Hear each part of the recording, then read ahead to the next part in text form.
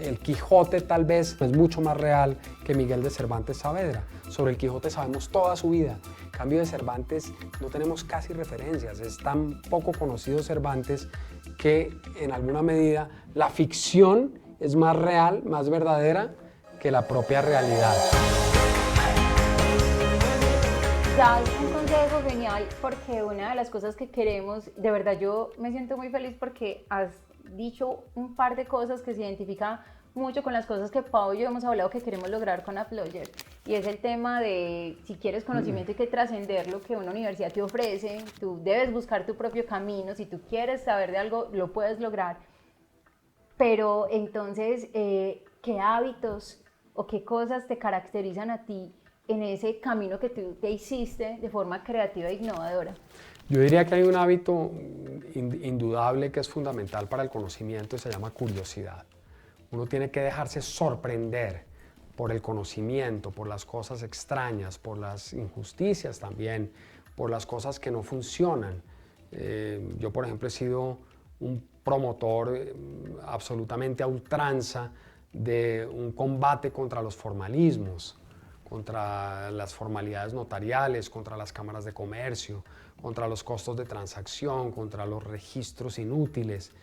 Y todo eso he llegado a esas conclusiones o he podido desarrollar estas teorías a partir de comparaciones y de cosas que me han interesado. Por ejemplo, yo llegué a la conclusión de que el registro comercial de personas naturales no tiene ningún sentido gracias a conversaciones que tuve con expertos internacionales que decían, ¿por qué tienen eso allá? ¿Eso para qué es? ¿Complejizan más? Claro, hacen muy costosa la operación y producen un desestímulo a la formalización empresarial porque realmente crean un costo de transacción, un costo de entrada muy alto para la formalización, sin que sea necesario. En un país donde hay cédula de ciudadanía, donde hay registro de seguridad social, donde hay un registro único tributario, ¿para qué se requiere además un registro mercantil de una persona natural? No tiene ningún sentido.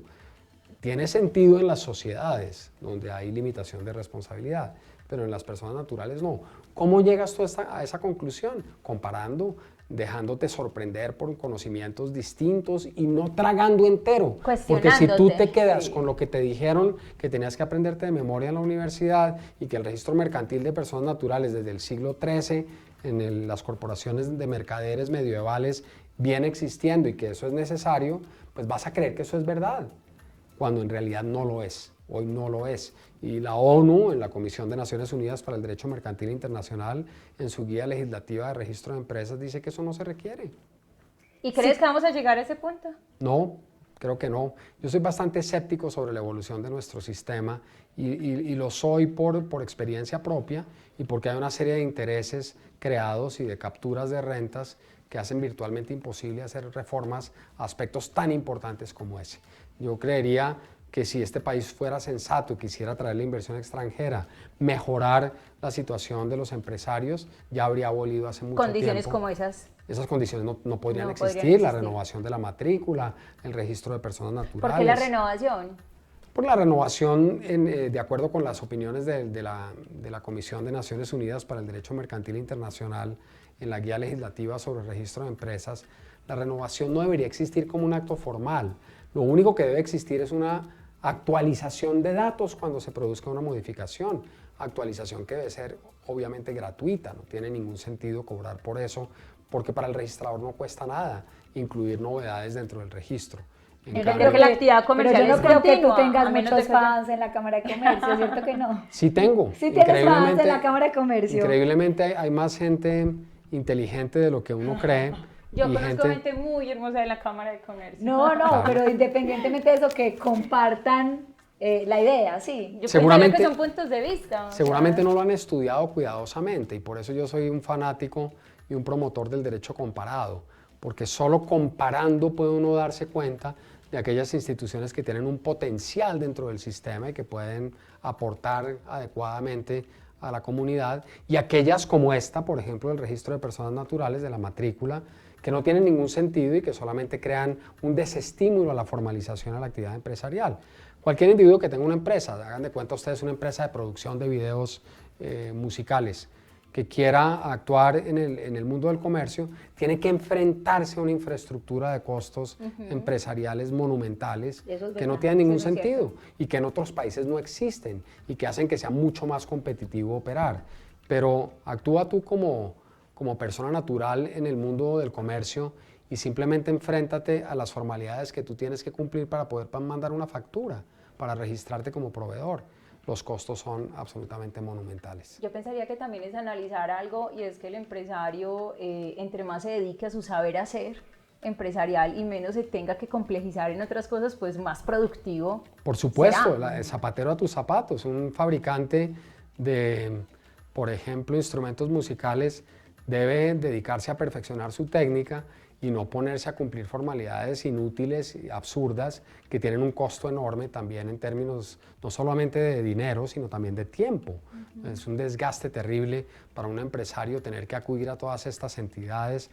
Y por cierto, esta idea de que todo se ha virtualizado y se ha convertido en registros electrónicos también es una pesadilla para el empresario, porque los formularios son torpemente hechos con unas dificultades enormes. Así no porque sea virtual quiere decir que simplificaron los trámites, pues. Exactamente. Eso es una realidad. Yo los reto a ustedes a sacar un certificado de existencia y representación de la Cámara de Comercio de Bogotá. Hay por lo menos 20 pantallas que hay que superar y 20 formularios que hay que llenar para obtener un certificado que vale 2.600 pesos.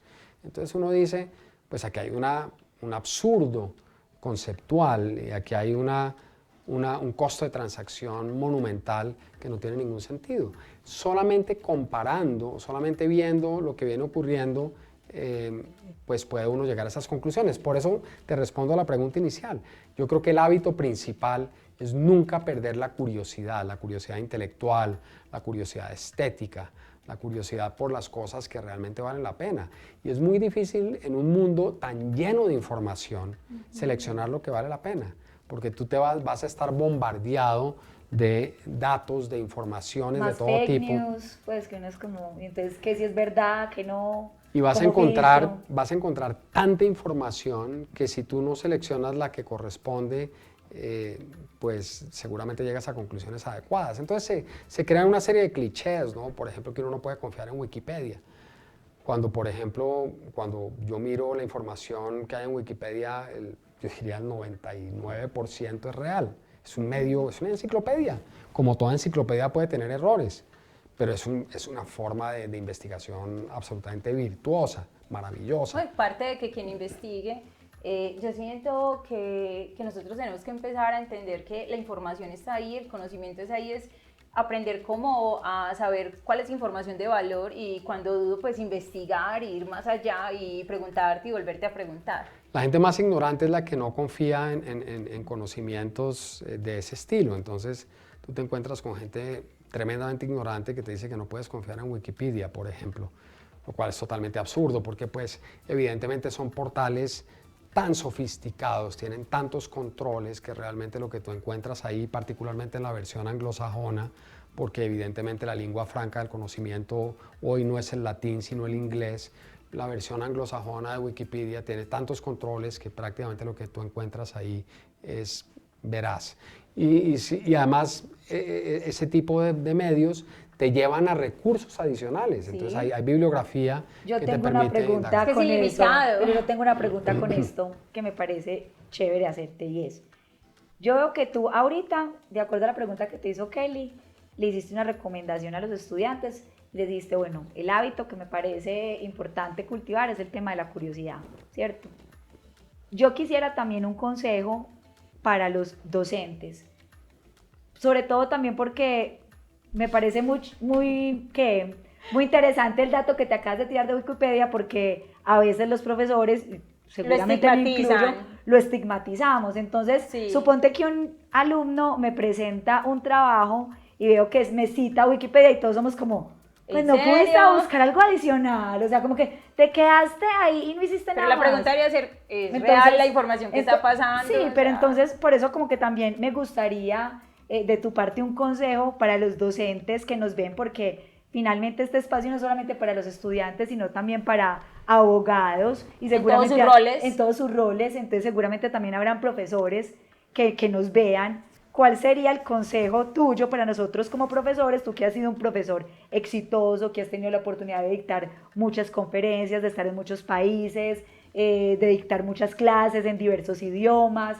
¿Cuál sería como el consejo para precisamente estar acorde a lo que hoy son las nuevas tendencias del derecho, no solamente del derecho societario? Y en la educación, porque le estás preguntando por profesores. Porque finalmente seguramente los estudiantes tienen que estudiar y tener curiosidad, pero también nosotros los profesores tenemos que hacer también un cambio de chip en el que nos tocará estar más acorde con estas nuevas generaciones, que nada que hacer, son distintas a las que nos tocaron a nosotros, donde de pronto el derecho era tan formal, donde de pronto ser tan rebelde no era lo usual, uno, pues a mí me tocó ser como más de, bueno, profesor Tiro. Lo que pasa, Pau, es que no sé. Yo pienso que en educación, no sé si me permiten, antes se hablaba de transmisión de conocimiento, como si uno llegara y le entró, guardó y listo, chao, nos vemos en la próxima clase, graba lo próximo que le vaya a decir.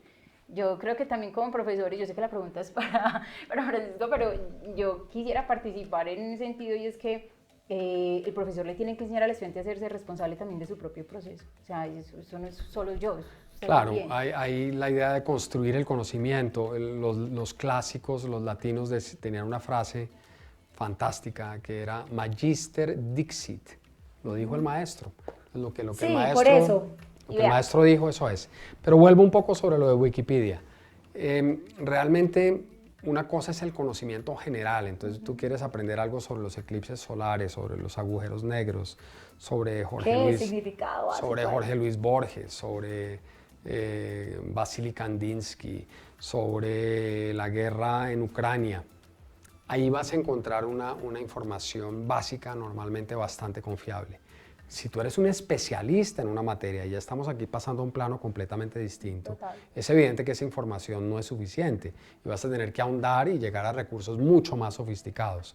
Yo creo, y esto... No, y te voy a decir por qué quería que lo dijeras, porque no falta de pronto el estudiante que es, pero el doctor Reyes dijo que Wikipedia es súper confiable y ya con hay niveles. Sí, hay niveles, vamos a manejar un equilibrio. Les voy a decir algo que puede sonar un verdadero anacronismo o un arcaísmo, y que creo que vale la pena mencionarlo.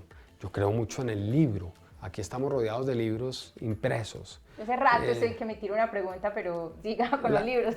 La posibilidad de aprender no está en las informaciones que tú puedes bajar en tu tableta o en tu teléfono celular, porque esa información es demasiado episódica, no permite una concentración suficiente, y los ojos simplemente no te aguantarían para leerte un libro de 300 o 400 páginas en una pantalla. Nada como Entonces, pasar la hojita. el libro físico sigue teniendo un valor fundamental. Ahora, hay portales especializados en derecho, uno de ellos es SSRN, que es tal vez la biblioteca virtual más importante que hay en el mundo en materia de derecho y de economía. Atenta nota, por favor. ssrn.com. Y ahí van a encontrar todos los ensayos que ustedes quieran, la inmensa mayoría están en inglés, pero el conocimiento de última generación está allí. Sin embargo, ese conocimiento es muy especializado y si uno quiere tener un contexto general, como es absolutamente indispensable, tiene que leer libros, por ejemplo, sobre fusiones, libros sobre sociedades, libros sobre la estructura económica de la compañía, y para eso, pues desde luego, la única posibilidad es leyendo directamente en textos impresos, porque yo creo que leer textos de pantalla es muy difícil realmente. Simplemente el ejercicio físico de leer textos en pantalla muy largos es desesperante y creo que no conduce al conocimiento que te da leerte un libro completo. Es decir, una cosa es leerse un resumen de 100 años de soledad y otra cosa es leer la novela completa. Eso son dos experiencias completamente distintas. La primera la puedes hacer muy bien en la pantalla y con eso te das una idea general del argumento de la novela y puedes entender un poco de qué se trata, pero la experiencia de leer 100 años de soledad solamente se puede lograr si tú adquieres el libro y lo lees. Y eso es muy difícil hacerlo en una tableta. Es que yo pienso realmente que uno con los libros crea una relación. Desde tocarlo, pasar la página, marcar dónde vas, o sea, crea una experiencia que definitivamente es muy diferente a la experiencia que genera desde lo digital. Y te voy a citar dos frases sobre el libro, una nada menos que de Jorge Luis Borges, quien consideraba que el libro era una extensión del cuerpo. Entonces él le parecía tan importante el libro que consideraba que uno tenía la mano y en la mano se extendía hasta llegar al libro.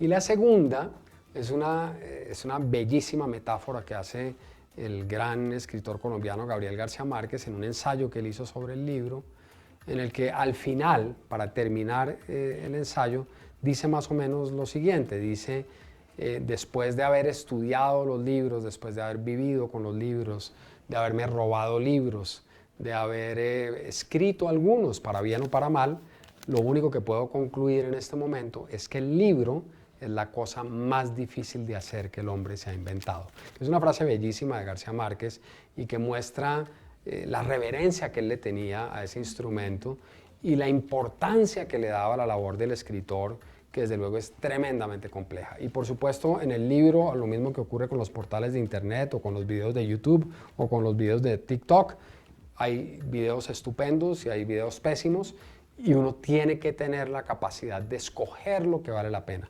¿Cuál es el norte o cuál es la guía para leer?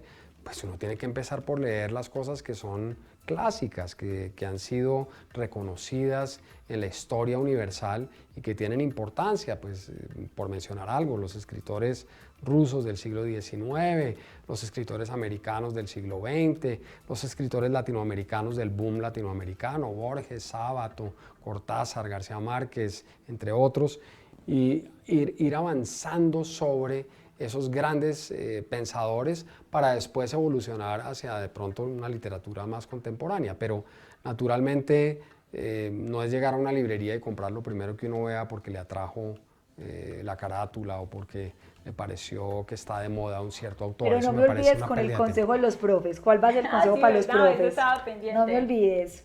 Y eso me lleva, el consejo para los profesores me lleva a la pregunta que anteriormente habían hecho y que yo había medio evadido, pero que ahora me veo obligado a responder. Y es el hábito que uno tiene. Yo realmente no tengo ningún hábito en particular y no creo pues que uno pueda hacer como Emmanuel Kant, que entonces le dedica 5 horas por la mañana a leer y 4 horas por la tarde a escribir. Eso yo creo que es bastante difícil de hacer y hay momentos de inspiración, hay momentos en que uno no está para eso. Entonces, yo creo que siguiendo el tema de la curiosidad, hay cosas que a uno lo atrapan, lo apasionan y entonces hay épocas de la vida o del año en que uno lee mucho y se interesa mucho en un tema, otras en que no, que está en otras cosas. Y es muy difícil, por lo menos para una persona como yo, hay gente mucho más disciplinada, más virtuosa intelectualmente, más dedicada. Para mí es muy difícil tener una rutina específica. O sea, me dicen, pero usted ha escrito una cantidad de tomos, ha escrito 10 libros, no sé qué. ¿Cómo hace? Sí. Yo me he apasionado por ciertos temas. Por ejemplo, y les voy a contar una anécdota que es genial. Cuando salió la Ley 222 del 95, yo había participado muy activamente en la redacción. De hecho, en esa época yo había sido superintendente de sociedades encargado y durante todo ese tiempo pude presidir comisiones. Era muy joven, pero muy entusiasta. Y cuando salió la ley finalmente, contra todo pronóstico, yo dije, yo voy a escribir el primer libro que se publique en Colombia sobre el tema. Y entonces me fui, las personas de la Cámara de Comercio de Bogotá, paradójicamente, me llamaron y me dijeron, queremos que usted haga el libro. Yo dije, listo, perfecto. Me dijeron, ¿en qué término cree usted que puede entregar el libro? Y era un libro que yo concebía para unas 300, 400 páginas. Y me dijeron, usted ponga el término en el contrato y nosotros lo aceptamos. ¿Qué término le parece adecuado? Y ustedes se van a sorprender, yo les dije 90 días, 3 meses. Dios mío. 3 meses. Tajante, claramente. Sí, porque yo quería hacer el libro y quería hacer el primer libro que saliera sobre el tema. Y recuerdo un día en el apartamento donde yo vivía, que yo empecé a trabajar, estaba muy entusiasmado en el tema, empecé a trabajar a las 9 de la mañana de un viernes y tomaba muchísimo café, interrumpía un momento para comerme algo y seguía escribiendo. Cuando miré el reloj eran las 6 de la mañana del día siguiente. Había trabajado, ¿Te pasó el tiempo? había trabajado continuamente sin detenerme porque era tal mi obsesión, tal mi entusiasmo con eso que podía hacerlo sin cansarme, completamente lúcido, sin ninguna especie de reticencia por lo que estaba escribiendo. Después revisé muchos de esos textos, consideré que les faltaba mucho trabajo, pero en ese momento creía que era lo mejor que podía hacer. Y la segunda anécdota fue cuando saqué por primera vez mi tratado, fue en el año 2001, o sea, hace 20 años o 22 años, que yo estaba en un hotel esperando el cambio de milenio, en un hotel en España, en Madrid, y ya estaba terminando los 2 tomos del tratado que hoy pues, se utiliza mucho. Y era tal mi entusiasmo y tal mi devoción por ese libro, que en esa noche, antes de terminar el año 1999, se me ocurrió pensar qué pasaría si yo me moría y no terminaba mi obra. O sea, ¿es en serio? Es verdad. Yo creía que era una cosa que iba a tener tanto impacto que yo tenía que terminarlo. Entonces yo decía, me falta el 10% y yo estoy aquí pendejeando cuando en realidad debería terminar esto porque de pronto esto puede ser un aporte importante. claro. Ese era el grado de entusiasmo y yo creo que de autoestima exacerbada y desproporcionada y carente de toda lógica, pero era lo que yo en ese momento pensaba que podía representar el libro, porque el libro yo lo había diseñado bajo unos postulados que eran completamente distintos. Cambiaba toda la estructura, hasta el mismo nombre de la disciplina. Pero cuando yo estudié, esa disciplina se llamaba Derecho de Sociedades. Y yo había oído que mi padre usaba un adjetivo que yo no había oído, que era societario. Societario. Luego vi unas que en el lenguaje portugués que usan los brasileños lo usaban también y que los argentinos habían empezado a hablar de derecho societario. Entonces yo dije, mi libro no va a tener el título tradicional que han usado Narváez, Pinzón, Gaviria, que es Derecho de Sociedades. Este libro va a comenzar a ser novedoso desde el mismo título y en lugar de llamarse Derecho de Sociedades se va a llamar Derecho Societario. Y lo otro que hice fue incorporar una modalidad de diseño de carátula o de la portada del libro que era completamente distinta a la que venía existiendo, porque en esa época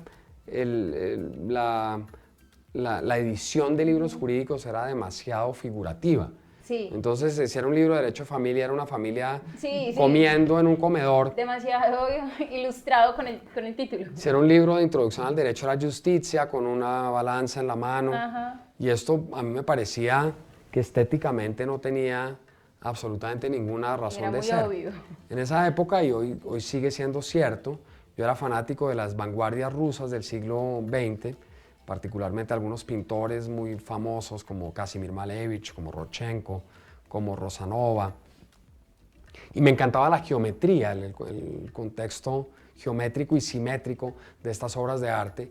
Y entonces contraté a un artista, a un diseñador gráfico, que también era pintor, y le dije, le mostré unos libros de estos artistas rusos, y le dije, yo quiero que mi carátula que las portadas de mis libros tengan esa misma sensación estética abstracta y geométrica. Influencia. Y por ejemplo, la portada del libro de Derecho de Sociedades desde el 2001 hasta hoy se ha mantenido idéntica, hemos ido cambiando los colores, Yo lo tengo. pero el diseño fue inspirado en Malevich, en Rodchenko, en los grandes artistas rusos de comienzos del siglo XXI. Sabes que me encanta escuchar eso porque uno a veces, y aquí es donde quiero volver al tema Blogger, de encontrar significado en cosas que a veces uno no.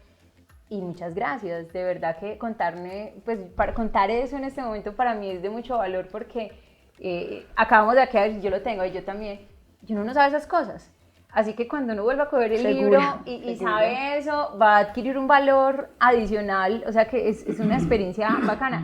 Yo quiero dar un salto, si ustedes me lo permiten, porque yo no quiero perder el contexto de dónde nos encontramos. Y hemos mencionado mucho la palabra libro, hemos mencionado la palabra mi padre siempre en la poltrona leyendo, hemos mencionado a tu hermana y su rol en este campo, y hemos hablado de leer derecho, pero evidentemente aquí todo no es derecho.